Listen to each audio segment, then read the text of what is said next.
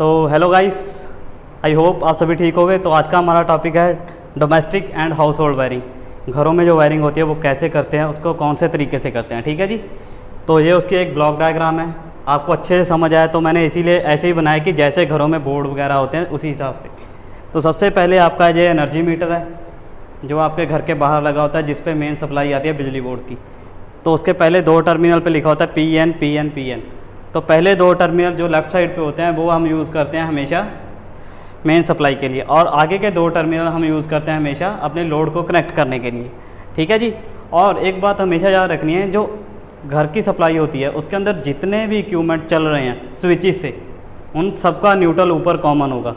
हम neutral direct main supply से जोड़ देते हैं क्योंकि न्यूट्रल में हम करंट नहीं होता, ठीक है जी। हम क्या कंट्रोल करते हैं, सिर्फ फेस को कंट्रोल करते हैं स्विचेस के द्वारा। और न्यूट्रल की ज़रूरत आपकी हमेशा सॉकेट में पड़ती है, क्योंकि सॉकेट में अगर आप कोई एक्सटर्नल डिवाइस लगा रहे हो, अलग से कुछ चलाना चाह रहे हो, तो उसमें क्या है, दोनों टर्मिनल चाहिए, फेस और न्यूट्रल। तो ऐसे ही यहाँ पे है, देखो ये आपकी सॉकेट है तो इसको हमने न्यूट्रल यहाँ से दे दिया और फेस दिया इसको स्विच के थ्रू, ठीक है। ऐसे ही हमने सबके साथ करके रखा है। न्यूट्रल यहाँ से उठाया, इसका न्यूट्रल, लैंप का न्यूट्रल, दूसरे लैंप का न्यूट्रल, फ़ैन का न्यूट्रल और सीलिंग लाइट। सीलिंग लाइट आपकी वो होती है जो डाउन सीलिंग के ऊपर लगी नहीं होती लाइट, वो होती है सीलिंग लाइट। सभी का न्यूट्रल कॉमन करके डायरेक्ट जोड़ दिया न्यूट्रल के साथ। और फेस को उठाया, पहले हमने लगाया MCB पे। MCB क्या होता है, मिनिएचर सर्किट ब्रेकर।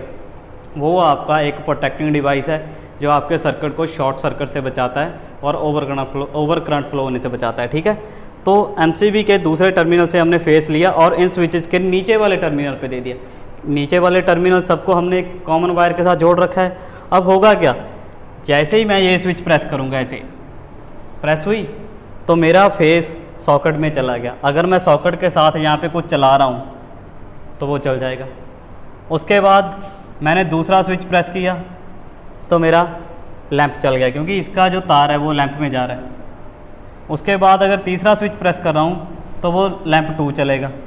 अगर चौथा स्विच प्रेस कर रहा हूँ तो मेरा फ़ैन चल जाएगा। और अगर मैं लास्ट वाला स्विच प्रेस कर रहा हूँ तो मेरी डाउन सीलिंग की लाइट चल जाएगी। अब अगर हम किसी चीज़ को बंद करना है तो स्विच को बंद कर देंगे और उसके अंदर सर्किट ब्रेक हो जाएगा, फेस स्विच के नीचे रुक जाएगा और स्विच ऊपर की पोजीशन में चली जाएगी।